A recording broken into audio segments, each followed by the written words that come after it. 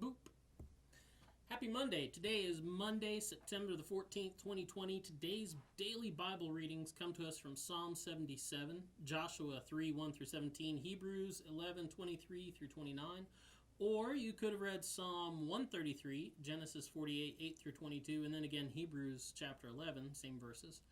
And today I'm going to look at Hebrews 11, 23 through 29, and I want to talk about Messianic faith, because in this text we get this line from the author of Hebrews, and I say author of Hebrews because generally we talk about, this, I assume Paul wrote it, but now we're not really, you'll also hear people say, well, we're not really sure who wrote it. It's attributed to Paul, but so if you want to say Paul wrote it, that's fine. You're not going to bother me, and I say Paul wrote it sometimes too, because you might as well have.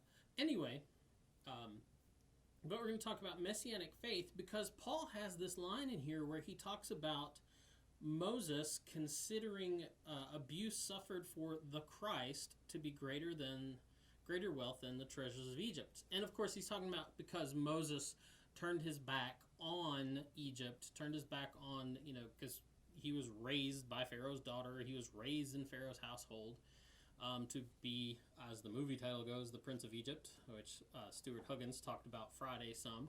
And this idea that he turned his back on that in order to serve God and serve God's people. And it talks about that he suffered for the Christ, and that's Christ with a capital C. And a lot of people question, they're like, well, did Moses really understand the Christ to mean the same thing that we do? When would he understand that, like Jesus Christ? Is that what Moses knew? Well, probably not. But he did have a hope like we do. And let me talk about what I mean by that. So there's this phrase that you see over and over again in this passage in Hebrews, by faith, right? So it starts off with, by faith, Moses' parents hid him in the river, right? Because, they feared God more than Pharaoh, basically, right? And by faith, Moses turned his back on being Pharaoh's child, right? Because Pharaoh's daughter adopted him. And by faith, he did all these things. So that's the important part of that, because we have this, let's say, Messianic faith. We have this Messianic hope. And so first we got to talk about this word Christ that we throw around and maybe perhaps don't really know what it means. You might think you know what it means, but you might not. So Christ, it comes from a Greek word, Christos. And it's that word, Christos, means basically anointed or the anointed.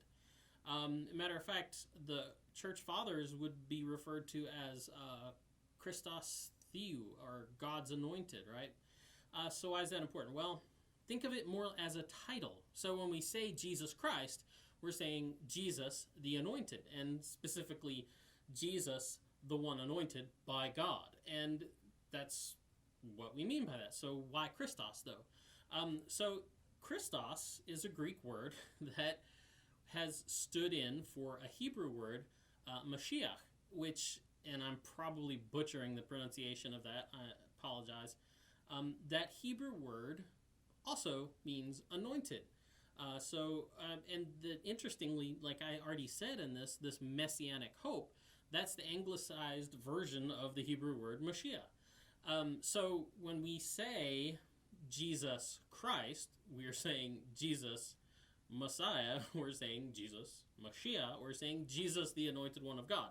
It's a title thing. It means Jesus, not just an anointed of God, but the anointed of God. It means that he was anointed for this very specific purpose. And so to have faith in God's Messiah, to have faith in God's Christ, means to have faith in God's anointed. It is faith in God to deliver. It means you have this hope because you have faith that God will deliver you from your situation. So Moses' parents had faith and hope in that God would deliver the people, that he would deliver their son, protect their son, deliver him, that God would act. and deliver their son from the river and also from Pharaoh. And he did. Probably not in a way they ever expected, but he did. So Moses' parents had faith. So, it's important. There's no deliverer. There is no Messiah. There is no anointed without God first, who calls and appoints them. And that's this idea of the Messianic hope, of Messianic faith, that God himself will raise up a deliverer, that God himself will anoint this person to deliver the people. So Moses' parents had faith in God's deliverance for their child. Moses had faith in God's deliverance for his people. And that faith and that hope led him to work to lead the people out of captivity to Pharaoh, which is interesting because really Moses himself is a Messiah. He is a Messiah.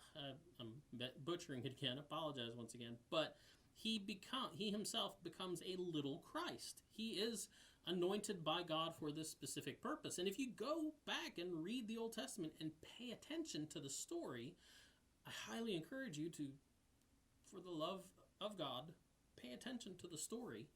You will see that God, throughout the history of his dealing with his people, appoints little anointed figures and calls them up for the purpose of delivering his people. And it's throughout the Bible that he anoints people, calls them and anoints them for specific tasks and for specific purposes throughout this story of deliverance. And so the Bible is full of little Christs, little Mashiachs. And as a matter of fact, if you think that's an odd thing that I'm saying little Christ, what do you think the word Christian means? There is the Christ, Jesus the Christ, the anointed one of God, who has delivered the world forever and for good, whether or not the world really wants to accept and acknowledge that. But in calling yourself Christian, a little Christ, you are accepting upon yourself a responsibility to work towards that deliverance, just like Moses did. So, where is your Messianic hope? Where is your Messianic faith? Do you consider suffering for the Christ to be greater than all the treasures of Egypt? That's the DBR for today, such as it is, and we will be back tomorrow. Have a good afternoon. Have a good evening. We'll see you later. Boop.